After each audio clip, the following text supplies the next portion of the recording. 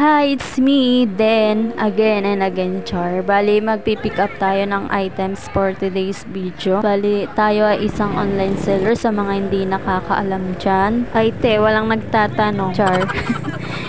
So, lalagay ko yung page ko. Syempre, self-promotion na lang to, Charis. So, yan mga daddies and mommies. So, kung mga naghahanap nga kayo ng TV items na mura and pang-stock sa bahay, meron tayo dyan. Meron tayo mga Korean food, frozen. Meron din tayo mga wood craft. So, visit nyo na lang yung page. Makikita nyo dun lahat. Pre-order lahat ng items natin. Every Sunday yung dati. Ibang food items natin na pwede namang i-ship through Orange app. Pwede naman tayo check out doon. Bali, payment first lang tayo mga moms and daddies. So yun, mabalik na nga ako sa ginagawa. Bali, mag-ship ako ngayon ng pa-order natin sa Orange app. Bali, nag-payment first nga si customer. Balot ko nga siya gamit ang bubble wrap, then box. So after nga yan, drop off ko na sa courier.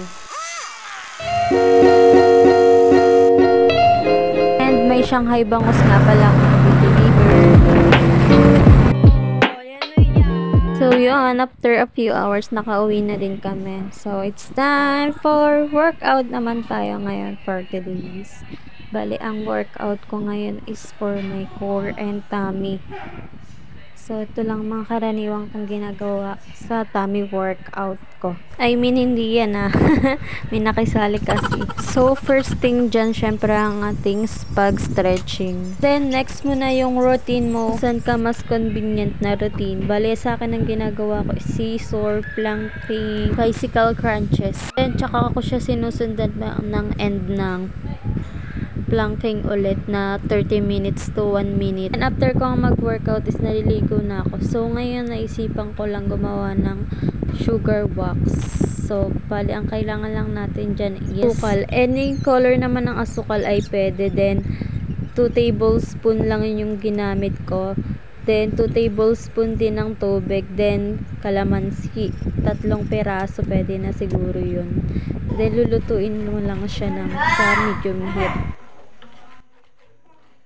So, estimated cooking time nga dyan is 5 minutes lang. Then, pag bumula na siya, pwede na siyang palamigin. Nilagay dyan sa container na gusto mong lagyan. Then, yan, papalamigin mo lang siya bago gamitin. So, habang pinapalamig ko nga, naisipan ko nang maligo dahil naiinip na ako.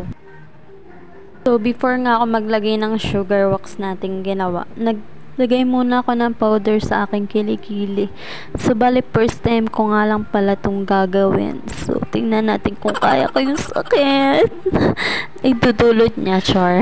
Sana. So, kung itatry mo nga ito, dapat, pag ilalagay mo siya sa skin mo, is dapat, hindi na siya yung sobrang init. Yung kaya mo lang yung init. Yung init na pinadama niya, Char. And dapat din may spatula kang gagamitin kasi pag pakamay siya, dumidikit siya dun sa kamay. So, ang tendency, hindi siya na-spread ng maganda dun sa leki-leki mo. Tapos, ayan, nilagyan ko lang siya ng papel para madali siyang tanggalin. So, yan na the moment of truth.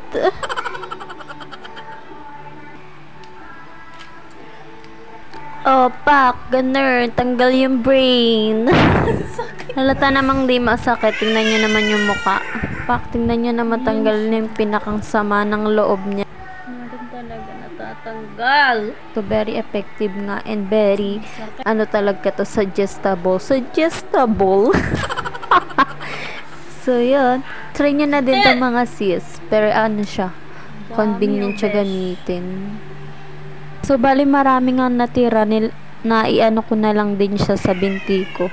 Sa mga binti na pinagpala ng buhok, Char. And that's all for today's video. Sana natuwa kayo and nag-enjoy. So, palambing naman po, papalo naman po. And wag na rin po kalimutan mag-comment. Yun lang po. Salamat sa panonood.